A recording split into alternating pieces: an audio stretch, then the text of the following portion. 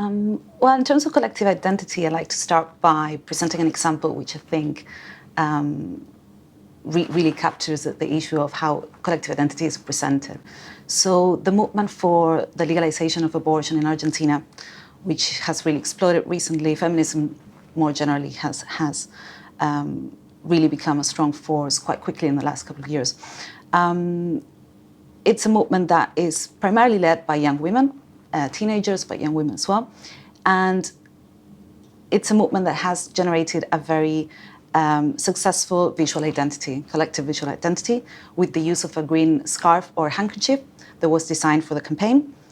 And this is an item that people take to demonstrations, and sometimes it's millions of people, outside Congress when the law was voted the first time, hasn't passed yet, but the campaign is still going.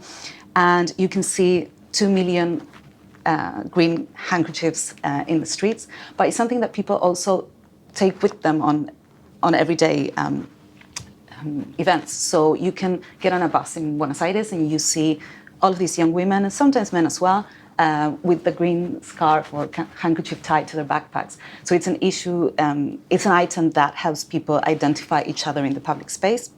And I think it has cut across class a lot, and educational background. It's a campaign that has become massive. And I think the issue of visual collective identity in this case is one to see as successful because of this item, the campaign is now referred to as a green tide.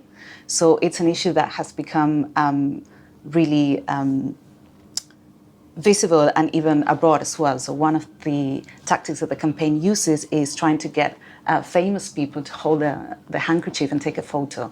And now when you see someone holding that without any text in Argentina, people know what it's referring to, and also in the whole of Latin America. So I think that's a good example. I'd like to just add to that. I think in terms of collective identity of teenagers and young people, from a physiological perspective, they have a very dominant amygdala and prefrontal cortex, which is a kind of self-control region of the brain, which is less developed. And that makes them more likely to feel emotion, to want to become driven by a kind of emotional wave, to get involved, but maybe not to feel quite so much of the risk or to feel quite as held back maybe by older generations. So I think they do share a neurological adaptation, if you like, a neurological similarity that maybe we don't as adults. That can open them up to radicalization, online radicalization, far more easily. So I think it's an incredible thing when we do have these kind of examples where there are opportunities for social collective engagement that is very positive. And those are the kind of things that we really need to continue to encourage, particularly also when you see specific cultural conceptualizations of this kind of movement with teenagers, David Hogg, and the school shootings and the gun laws and so on. And that's something very important to get behind, but also as collective agency for young Americans, they are quite literally in the firing line. We are not, they are. And so I think that they have this urgency, a very real urgency, as well as this kind of idealism for action and the neurological kind of framework that kind of pushes them forward to achieving some very positive things. Yeah, I think you're right. I think you get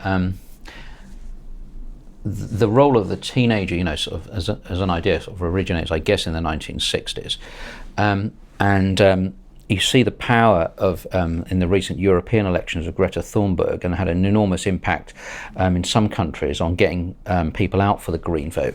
But what's been particularly interesting to me is how young people, and actually quite often older people, have coalesced for quite different motivations around a common message. For example, that Green vote, a large number of people were very interested in that around the idea of heritage, that perhaps didn't excite teenagers who were motivated by the excitement of progressive values and the idea of change. Other people had a much more conservative idea of this. And I was quite interested in, Roger Scruton's work, who at the moment is quite controversial, but his sense of the idea of oikophilia and the attachment to place as a motivator of human behaviour has been really, really effective and is something that both the Greens were able to realise in the UK, but also Nigel Farage has been very, very effective at getting this vote out. And so there's sort of a dynamic there that is slightly ageless.